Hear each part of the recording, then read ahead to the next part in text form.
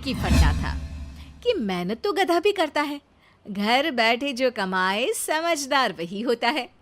इसीलिए उसने कभी नौकरी ही नहीं ढूंढी। इस बात से हालांकि उसकी पत्नी शिखा बिल्कुल भी अग्री नहीं करती थी, पर फिर भी सूरज को समझाना बेकार था। टीवी में कैसे बनोगे करोड़पति का ऐड देखकर उसे लगा कि बस अब तो घर बैठे ही वो करोड़पति बन सकता है, और उसके पीछे उसने अपने सारे सोर्सेस एक्टिव कर दिए। 2 हफ्ते में उसके कलीग के साले के पड़ोसी के बेटे का सोर्स निकलता है जो कि उसे शो में पहुंचा सकता है, और सूरज उससे मिलने चला जाता है। अच्छा, तो हमें मुकेश जी बता रहे थे कि आप हमें शो में पहुंचा सकते हैं। हाँ, उसमें कोई तकलीफ नहीं है। मैं कल अगर कोशिश करूँ तो इसी महीने में आपका नंबर आ जाएगा। अरे ये तो बहुत बढ़िया हो गया।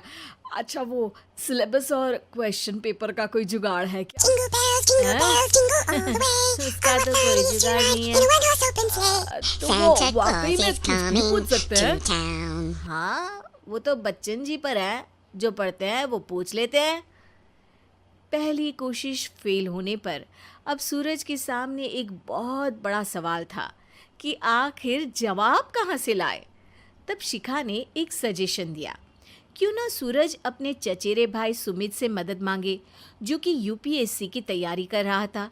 हालांकि इतनी मेहनत करना सूरज को समझ में नहीं आता था, पर कोई और रास्ता ना मिलने पर वो आखिर सुमित से बात करता है।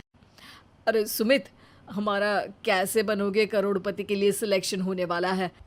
तुम हमें थोड़े चिट बनाने में मदद करोगे क्या? अरे भैया, चिट बनाए तो सालों हो गए, उसमें हमारा एक्सपर्टीज नहीं है। बल्कि आप बोलो तो हम आपकी पढ़ने में ज़रूर मदद कर सकते हैं। हट, कैसी अनाप शराब बातें कर रहा है तू। सूरज ने सुमित को मना तो कर दिया था, पर तैयारी करने के सिवाय कोई चारा उसे दिख भी नहीं रहा था। खासकर जब 12 के पेपर लीक करने के एक्सपर्ट शुक्ला जो भी हाथ जोड़ लेते हैं। आखिर सूरज को सुमित के पास जाना ही पड़ा, और उसने सुमित और शिखा से वादा किया कि वो बहुत मेहनत करेगा। 1 महीने की तैयारी के बाद फाइनल हुआ कि शो से 1 हफ्ते पहले एक ट्रायल खेला जाएगा, जहां पर सारे रिश्तेदार ऑडियंस की जगह पर होंगे और शिखा सवाल पूछेगी। दूर दराज से भी रिश्तेदार आकर हाजिर हो गए देखने कि आखिर कैसे बनेगा सुमित करोड़पति। सब कुछ सेट था, और इतने में सूरज आकर अपना स्पीच देता है। ये 1 महीना मेरे लिए आसान नहीं था, पर अपने भाई सुमित और अपनी पत्नी शिखा की मदद से मैं इतनी दूर पहुंच पाया हूँ। मेरे मम्मी पापा के आशीर्वाद ने भी बहुत साथ दिया है मेरा। मैं उम्मीद करता हूँ कि आज के शो में आप लोगों को बहुत मज़ा आएगा। साक्षी पहला सवाल पूछती है और पूरे कमरे में सन्नाटा छा जाता है। इंडिया में कितने स्टेट्स हैं? 3, सॉलिड, लिक्विड और गैस। अरे रुकिए, तो ऑप्शंस तो देने दीजिए। इतने में 5वीं कक्षा का चिंटू बोल उठता है। अरे क्या मामा, आप तो पहले सवाल पर ही आउट हो गए.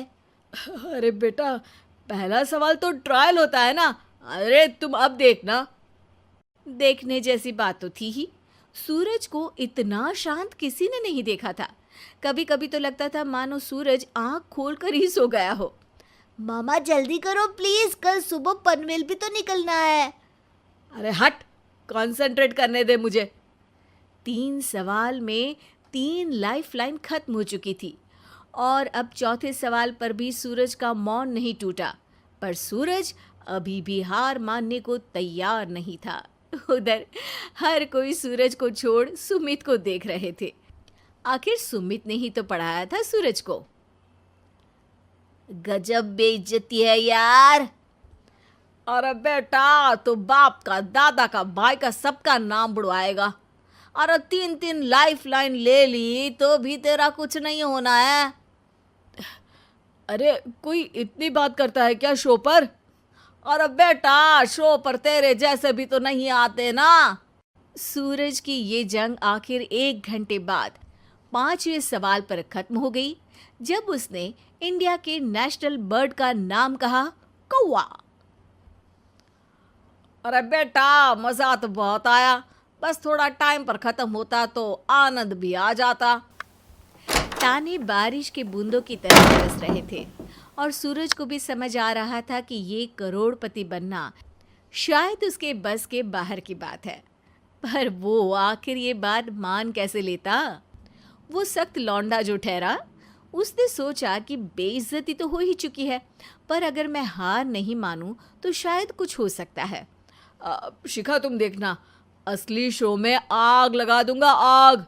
करोड़पति बनूंगा मैं, हाँ। सब्जियां खत्म हो गई है घर पे, ले आओ। पहले पति बन जाओ, फिर करोड़पति बनना। अरे गजब बेइज्जती है यार। बेटा अभी तो घर पर ही हुई है, 1 हफ्ते में तो तुम देश के सामने करवा कर आओगे। वैसे जब टीवी पर जाओ ना तो बस अपने मम्मी का ही नाम लेना, ठीक है? कोई पूछे तो बोलना कि पापा नहीं है मेरे। अरे पढ़ाई की, पेपर निकलवाए, इतने सारे लोगों को खाना खिलवाया, क्या फ़र्क पड़ा? इसीलिए मैं कहता हूँ कि मेहनत तो गधा भी करता है, घर बैठे जो कमाए वही सिकंदर। लेकिन मामा, गधे भी जानते हैं कि हमारा राष्ट्रीय पक्षी मोर है।